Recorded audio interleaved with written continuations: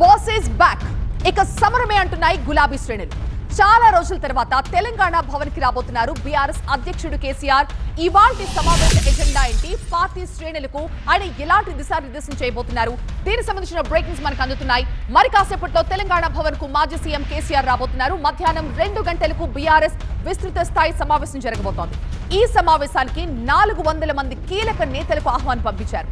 BRS silver Jubilee వేడుకలు నిర్వహించాలని ఒక ఆలోచనలో ఉన్నారు. గ్రామ స్థాయి నుంచి రాష్ట్ర స్థాయి వరకు కమిటీల ఏర్పాటుకు కూడా గ్రీన్ సిగ్నల్ ఇవ్వబోతున్నారు. స్థానిక ఎన్నికలకు క్యాడర్ ని సిద్ధం చేసేలాగా ఒక వ్యూహ రచన కూడా చేయబోతున్నారు. ఈ నెలాఖరులో భారీ బహిరంగ సభకు కేసీఆర్ ప్లాన్ చేస్తున్నారు. ఏప్రిల్ 27న పార్టీ ఆవిర్భావ దినోత్సవం సందర్భంగా ప్రతినిధుల సభ నిర్వహించే యోచనలో ఉన్నారు కేసీఆర్. మా ప్రతినిధి రాకేష్ మనకి లైవ్ లో అందుబాటులో ఉన్నారు. రాకేష్, చాలా రోజుల తర్వాత, ఇన్ఫాక్ట్ నెలల తర్వాత నాలేమో కేసీఆర్ తెలంగాణ భవన్ కు వస్తున్నారు. సో ఏంటి అక్కడ సందడి వాతావరణం కనిపిస్తుంది? ఇవాళ ఎజెండా ఏంటి మీటింగ్? కార్యకర్తలు అయితే చాలా ఉత్సాహం కనిపిస్తుంది. సుమారుగా 6 నెలలు దాటింది. 7వ నెల 2023 జూలైలో చివరిసారిగా తెలంగాణ భవన్కి వచ్చారు. అప్పుడున్నటువంటి సమావేశాల్లో మాట్లాడారు. మళ్ళీ ఈ రోజే వస్తున్నారు. స్థానిక సంస్థల ఎన్నికలు రాబోతున్నాయి. ఈ నేపథ్యంలో కేసీఆర్ రావడం, ఇక్కడ ఎక్స్టెండెడ్ కమిటీ పెట్టడం, పార్టీ నేతలందరినీ యాక్టివేట్ చేసేలాగా, రీఛార్జ్ చేసేలాగా ఆయన స్పీచ్ ఉండబోతున్న అందరూ ఎక్స్పెక్ట్ చేస్తున్నారు. 25 ఏళ్ళు అయింది టీఆర్ఎస్ పార్టీ స్థాపించి ఇప్పుడు బీఆర్ఎస్గా మారినప్పటికీ 25 సంవత్సరాల వేడుకను ఘనంగా నిర్వహించాలని కూడా కేసీఆర్ భావిస్తున్నట్టు తెలుస్తుంది. మళ్ళొకసారి మెంబర్షిప్ డ్రైవ్ ఏర్పాటు చేస్తారు. ప్లీనరీ ఉండబోతుంది, పార్టీ కమిటీలు ఉండబోతున్నాయి. మొత్తంగా ఈ రోజు అయితే చాలా రోజుల తర్వాత చాలా ఉత్సాహంగా కార్యకర్తలు కనిపిస్తున్నారు, నేతలు కనిపిస్తున్నారు.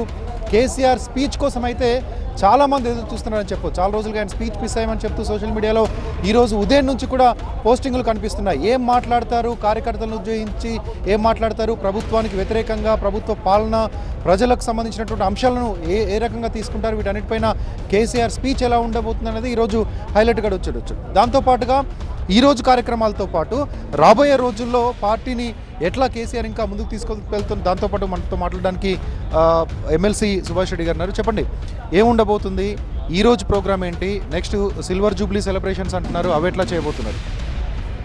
ఇవాళ కేసీఆర్ గారు రాబోయే ఏప్రిల్ 27కు టీఆర్ఎస్ పార్టీ పెట్టి 24 సంవత్సరాలు పూర్తయి 25వ సంవత్సరంలో అడుగు పెడుతున్నాం. దాని రజతోత్సవం ఏదైతే సిల్వర్ జూబ్లీ కార్యక్రమాలున్నాయో వాటి విషయంలో కూడా పార్టీ నాయకులకు, కార్యకర్తలకు దిశానిర్దేశం చెప్తారు. అలాగే ఈ శుష్క వాగ్దానంతోటి ఏదైతే అధికారంలోకి వచ్చిన కాంగ్రెస్ పార్టీ ఉందో, గత 14 నెలల్లో ప్రజాపాలన మొత్తం కుట్టుబడింది.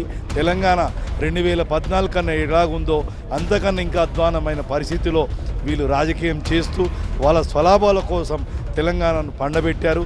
ఇవాళ మీకు తెలుసు, కృష్ణా గోదావరి నీళ్ళల్లో కూడా హక్కులు సంపాదించుకోలేక ప్రజలకు ఏవైతే కనీస అవసరాలు ఉన్నాయో వాటి విషయంలో కూడా నెగ్లెక్ట్ చేస్తూ కేవలం ఢిల్లీ చుట్టూ కప్పాలు కట్టుకుంటేందుకు మాత్రమే తిరుగుతున్నారు. కేసీఆర్ గారు వారికి సరైన సమయం 1 సంవత్సరం వరకు ఇచ్చారు. ఇవాళ ఏదైతే 2 రాష్ట్రాల తెలుగు ప్రజలు ఎవరైతే కేసీఆర్ గారు ఏం చెప్తారని ఏదైతే ఎదురు చూస్తున్నారు, కేసీఆర్ గారు ఎప్పుడైనా కానీ చెప్పారు ఏమని, 2 రాష్ట్రాలు విడిపోయి మంచిగా ఉందామన్నారు. ఇప్పుడున్న ప్రభుత్వాలు మాత్రం చాలా ఘోరంగా ఉన్నాయి. అందుకే కేసీఆర్ గారు రాబోయే కాలంలో ఏ విధంగా మనం చెయ్యాలి అనేది ఖచ్చితంగా దిశానిర్దేశం ఉంటుంది. మాజీ మంత్రి శ్రీనివాస్ గౌడ్ గారు చెప్పండి, చాలామంది వెయిట్ చేస్తున్నారు కేసీఆర్ స్పీచ్ కోసం. ఏం మాట్లాడతారు, ఏమైనా అగ్రెసివ్ పంచులు ఉంటాయి ఏంటనేది చాలామంది ఎదురు చూస్తున్నారు. ఏంటో ఎక్స్పెక్టేషన్స్ ఉన్నాయి కదా, ఏం చెప్పండి?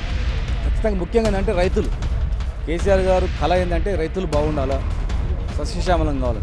ఇలా రైతులు పడ్డ బాధలు, రుణమాఫీ కాక, రైతు భరోసా లేక, కరెంట్ లేక, నీళ్ళు లేక, విత్తనాలు సరిగా అందక రకరకాలుగా ఇబ్బంది పడుతూ ఉన్నారు. చాలామంది బిల్డర్లు చనిపోతున్నారు, రైతులు చనిపోతున్నారు. సో ఇప్పటి నుంచి అంటే చాలా రోజుల తర్వాత కేసీఆర్ గారు మళ్ళీ ఒక పబ్లిక్ మీటింగ్ కండక్ట్ చేస్తున్నాడు. ఈ రోజు నుంచి మళ్ళీ పబ్లిక్లో ఉంటారా, ప్రజల కార్యక్రమాల్లో పాల్గొంటారా, కార్యకర్తలు రోజు కలుస్తారా, ఇవన్నీ క్వశ్చన్స్ ఉన్నాయి కదా. అది దాని గురించి వాళ్ళందరికీ భరోసా. ఇగో నేనున్నా, ఏం భయపడకండి, వస్తున్నా, నేను వస్తా, మళ్ళీ రాష్ట్రం వస్తుంది. రేపు ఎలక్షన్స్ కూడా తొందరగా రాబోతుంటాయి. జమిలీ ఎలక్షన్ కూడా అంటున్నారు. ఆందోళన పడకండి, నేను చనిపోకండి, మళ్ళీ నేను కాపాడుకుంటా, నేనున్నా. తెలంగాణ తెచ్చుకున్నది ఎందు గురించి? మధ్యలో మీరు నమ్మి మోసపోయినరు, చెప్తే కూడా కూడా మోసపోయినరు. మీరు మోసపోతున్నారు, జాగ్రత్త అని చెప్తే కూడా మీరు వినలేదు.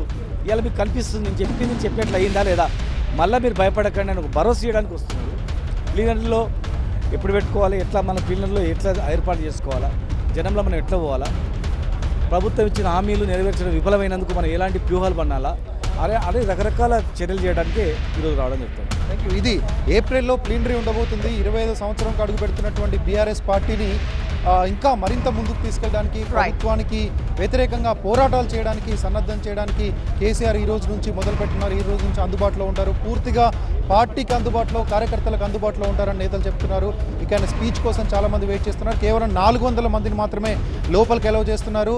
ఎమ్మెల్యేలు, ఎమ్మెల్సీలు, ఎంపీలు, contested MLA candidates, MP candidates, దాంతోపాటు ప్రభుత్వంలో పనిచేసినటువంటి చైర్మన్లు, మెంబర్లు, ఇలా జిల్లా అధ్యక్షులు, ఇలా కేవలం 400 మందిని మాత్రమే లోపలికి రాణిస్తున్నారు. ఆ 400 మందితోనే ఆయన కలుస్తారు. ఇక్కడే వాళ్ళతో కలిసి, కార్యకర్తలతో కలిసి, నేతలతో కలిసి కేసీఆర్ భోజనం కూడా చేయబోతున్నారు.